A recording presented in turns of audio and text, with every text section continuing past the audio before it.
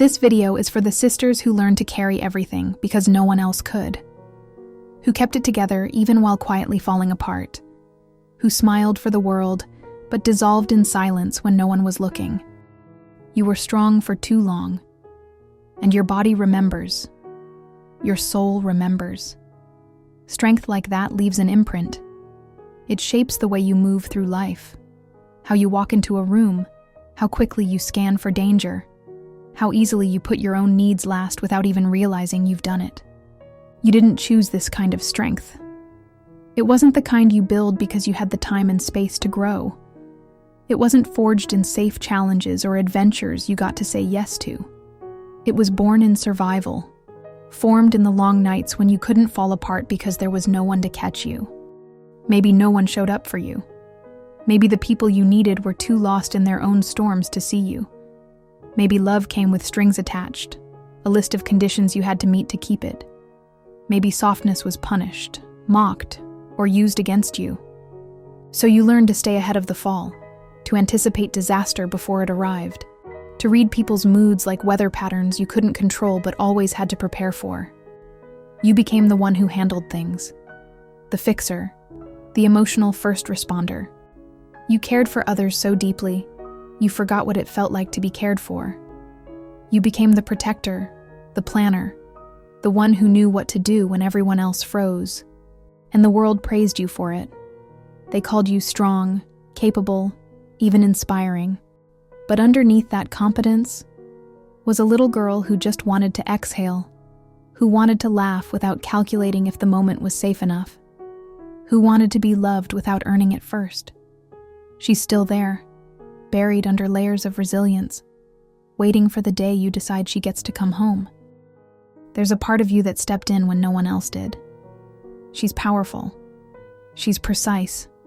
She can read a room in seconds and know exactly what needs to happen. She gets things done. She holds the structure. She takes control when chaos looms. This is your inner masculine. Not a man, but the energy inside you that took on the roles of structure, action, and control because it had to. And here's the thing about her. She's not bad. She kept you alive. She kept you moving. She made sure the bills got paid, the kids got fed, the heart stayed intact enough to keep beating. But she's tired. She's been on duty for years, rarely letting her guard down. She doesn't know how to stop scanning for threats. She doesn't know how to trust that someone else could hold her weight. So when you try to rest, you feel guilty. When you crave softness, you don't feel safe in it. When you want to be met, you can't stop doing it all yourself. It's like a reflex. You see a gap, and before you even think, you fill it. Because once, it really was all up to you, and if you didn't step in, things fell apart. So now, even when there is help, your body doesn't believe it. Your mind doesn't recognize it. Your heart doesn't trust it. The part of you that was built to protect is still living like it's the only one on guard.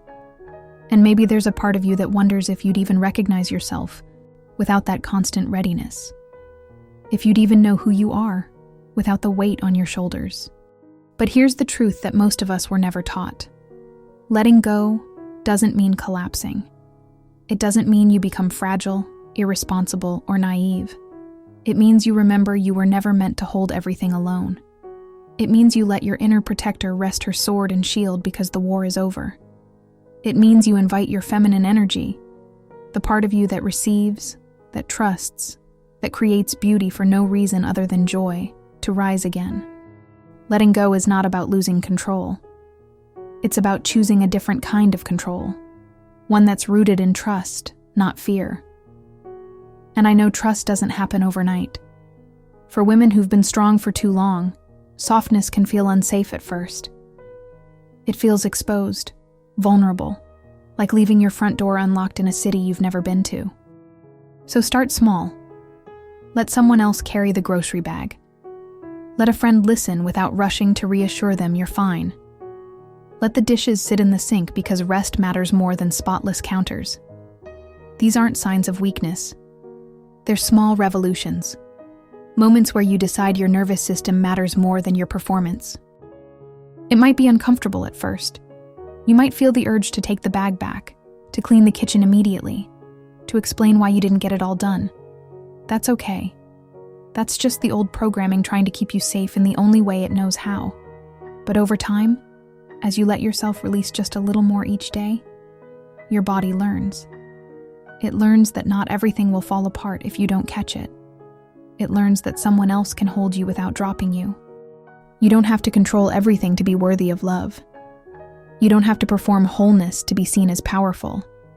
And you don't have to be healed enough to start receiving what you've always needed. Let go. Not into chaos, but into trust. Let the river carry you for a while. You've been swimming upstream for too long. You were strong for too long. And you did it beautifully. No one can take that from you.